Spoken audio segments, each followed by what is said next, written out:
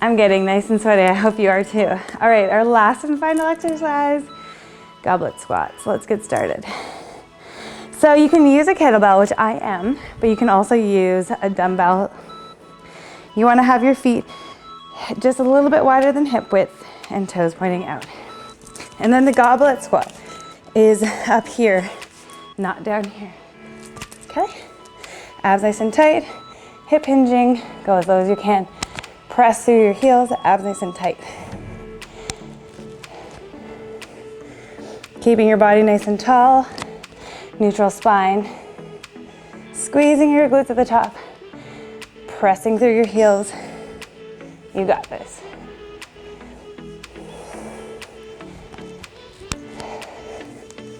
All right, your turn.